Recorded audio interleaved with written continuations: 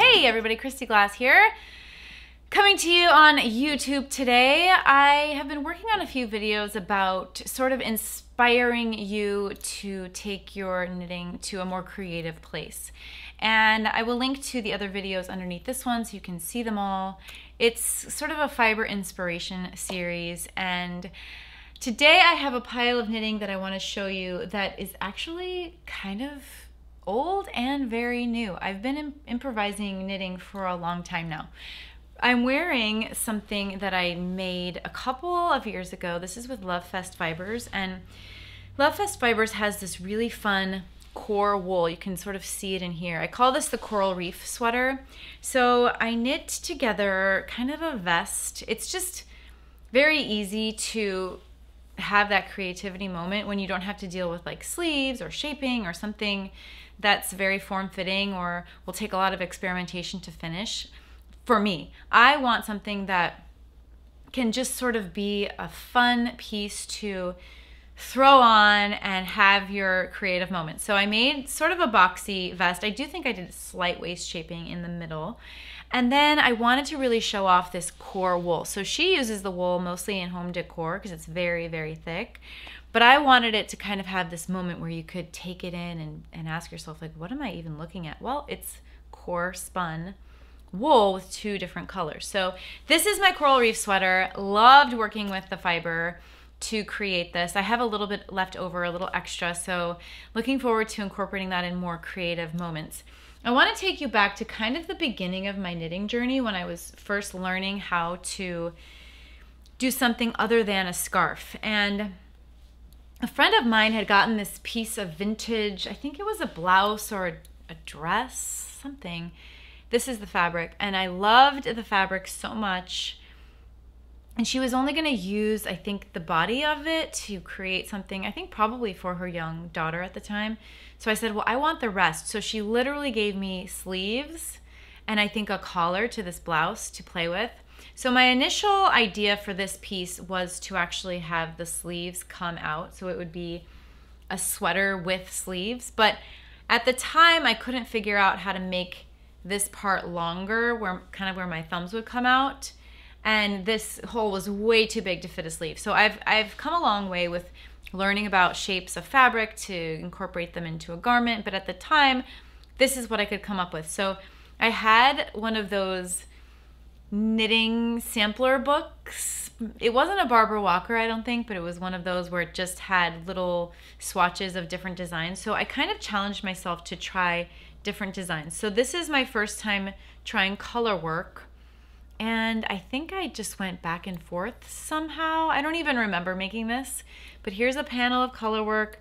Here's a panel of baubles. Here's one with maybe my attempt at brioche kind of looks like. Over here is kind of a basket weave stitch. And on this side is probably like a slip stitch, drop stitch situation. And I just sewed all the panels together and then created a little collar and a back with some yarn that a friend had given me. And then I sewed on that fabric to sort of give it that finishing touch.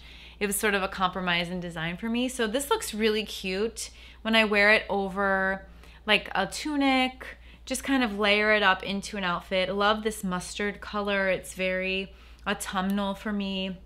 I also experimented with different fibers. I have, this looks like an acrylic blend. I have some fingering weight sock yarn. This has a little bit of cotton in it even. So this was one of my first experiments, and it is a very proud moment for me because I feel like I really stepped my knitting up a notch with this piece. Around that same time, there was a movie that came out. It was the second movie in the Hunger Games series. And at the beginning, Katniss is the character. She's wearing this really cool cowl, and I just about fell over in my chair. I could barely watch the rest of the movie because I'm like, what is that? I want to make that. A lot of people felt that way. So if you look around, you can find many a pattern or many a finished object of this piece. For me, I was just excited to try to tackle how the maker of this piece figured out these rolls at the top. I was trying to figure out what is that magical stitch that I am seeing and how do I put this together. So this is the first attempt I had at this Katniss Cowl. It's quite small. It fits a child very well. I can wear it, but it's very form-fitting, so it's not the most on-the-go piece. It's a very specific piece that I would have to be wearing as part of my outfit. It's not really a take-on, take-off thing for like a winter situation. This wool was actually in a poncho that I made from Green Mountain Spinnery. I frogged the whole thing because it was the perfect wool. It just looked very rustic to me. This is it was the Capra cloak, I think is what it was called, by Maureen. I can't think of her last name right now, but she's from Green Mountain Spinnery. I've met her. And then this is like I think the name mohair is in it because it kind of has like mohair and wool. Anyway, it was the perfect wool to make this. I ended up making 4 or 5 more and selling them actually to some friends. Figured out a different technology. This actually, you can see I put rope, like strands of rope, and then I wrapped the wool around it, but I got a little better technique using some upholstery cotton, like rolls of cotton rod, like it's like a rod of cotton. Anyway, it was such a fun challenge.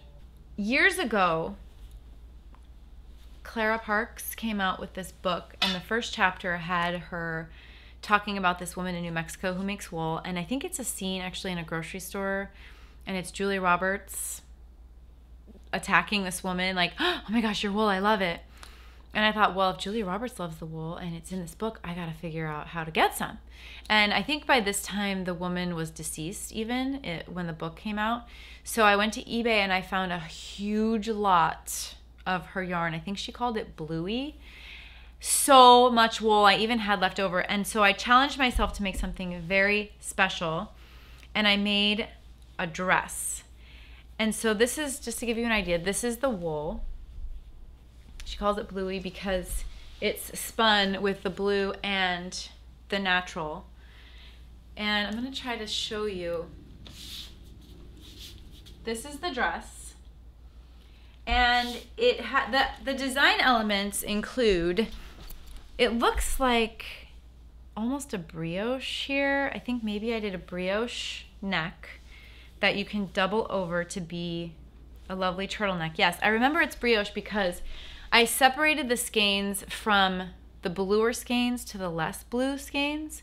So you can see the bluer skeins are in the background and then the more white skeins are in the foreground.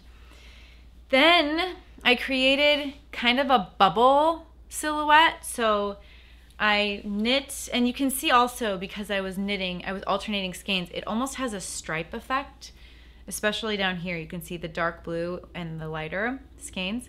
And I created a bubble. So I did really intense increasing here on the bottom, and then I did intense decreasing to kind of have it bubble to the bottom.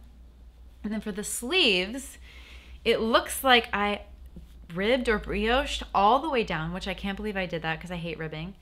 Made a little eyelet, trumpeted sleeve, and thumb holes, which I'm super proud of. So this whole thing was such an experiment. Love how it came together and love that it has the story of the wool. Next up, I have a piece that I did with granny squares. I made all the granny squares. Then I started placing them on my dress form, and it turned out to be this cool asymmetrical piece that I could wear. I then added an improvised collar here in the front. This is all crochet. And I even improvised some stitching in the back to make this fun piece. So many of the granny square afghans of days gone by have a black border or a cream border, something to tie together all the different colors and scraps that are used within the piece. So I kind of wanted a little nod to that. This is gorgeous, bright, fun colors, and I loved putting this together. I got a book called Sequence Knitting, and I wanted to experiment designing with the idea of sequence knitting. So I created this little cowl, and it's not my best work, but it was a brain challenge to figure out different sequences to create kind of an interesting, cool fabric. So it has some up and down motion, it has some side to side motion, and it's all a sequins. And there's several different ways you can style this. Yes, it is just a basic rectangle, but it's kind of shortened and abbreviated. And then I've added these 2 resin buttons that I had a friend make with glitter, and also there are some loops so you can actually attach the buttons to the piece. I'm looking for the loops right now. 2 little loopholes here. So there's a bunch of different ways you can style it, but this was just a fun experiment for me to take a book full of knowledge and interesting information, sequence knitting, and see if I could come up with a little version of sequence knitting for myself. Staying in the design sphere, I created a pattern called the Friendship Train knitting and got a great response about the Friendship Train. Loved that piece. And then the crocheters were like, we want a crochet version. It took me several years, but I finally wrote it, and I am obsessed with my Friendship Train. So this is it. Now this crochet version is quite a bit longer, and it kind of makes a very bold statement, especially when you wrap it multiple times around your body. And what's fun about this is you can use so many different fibers from your stash, especially if you double them up or triple them up. And it makes such a fashion statement, and it's so cozy. So many times crochet can be a little bit stiff and rigid, but I find when you crochet with these fibers like mohair and alpaca, it's much more wearable, and it reminds me of knitting actually. So I am obsessed with the fringe on this piece and everything about it. I love it so much. So if you're interested in the crochet version of the Friendship Train, I will link to that pattern underneath here. You can check it out. It's so good. Finally, I wanted to show off my Ven vest. So this is a pattern from Copenhagen, from Kit Couture, and I improvised on this pattern because I started doing it and it was way too small with this mohair. So I had to improvise a little patch up here where my hands are. I had to create these little patches to kind of bridge the gap from it being too short. Then I had to create these sort of triangle pieces on the sides to also make it fit. And so as a result, I had this huge hole, and I just kind of crocheted around that, and I crocheted around the collar to come up with my version of the Ven vest. So it was definitely just kind of modifying a pattern that was already there, a pattern that I had experience with, and making something really, really cool. I love my original Ven vest, but this one is so me, with the fuzz and the colors, and of course just kind of the quirkiness that came together as a result of problem solving. And that is what art is. Art is all about problem solving. So if you're not going to make something totally original or modified like I showed you today, it is still good to have confidence in your skills, because if you come across a problem in your knitting and you can't rip back, or it's something you can just sort of solve on the fly, you absolutely should do that, and you can do that. Thanks so much as always for checking in with me here on YouTube, and I'll see you really soon. Bye.